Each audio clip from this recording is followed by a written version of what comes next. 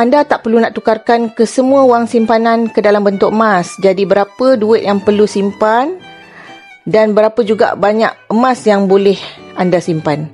Asas simpanan yang pertama, anda perlu perbagaikan portfolio simpanan. Bukan hanya fokus pada satu tempat sahaja. Ini adalah untuk kurangkan risiko kehilangan. Asas simpanan yang kedua pula, anda perlu tahu apa kelebihan dan kekurangan setiap portfolio simpanan anda. Duit yang disimpan di bank sesuai disimpan cukup sebanyak 1 ke 2 bulan belanja je. Ini sebab duit di dalam bank mudah keluar dan masuk dengan kadar dividen yang sangat rendah. Risiko kehilangan juga agak tinggi. Duit di SB dan tabung haji pula cukup untuk simpanan 3 bulan pendapatan.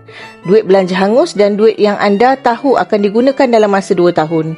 Selebihnya, anda boleh pilih untuk bekukan simpanan anda dalam bentuk aset seperti emas. Emas ni kalis inflasi, bermakna nilainya tak mudah jatuh.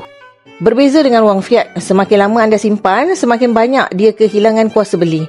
Sebab tu, ilmu dalam simpanan emas ni penting bukan saja untuk anda maksimumkan keuntungan, tetapi untuk mengelakkan anda rugi dalam simpanan. Bagi yang dah bersedia nak kukuhkan kewangan dengan simpanan emas, anda boleh isi sign up borang biru di bawah, ataupun boleh PM saya untuk saya bimbing cara dan langkah-langkah untuk simpan emas yang terbaik untuk anda.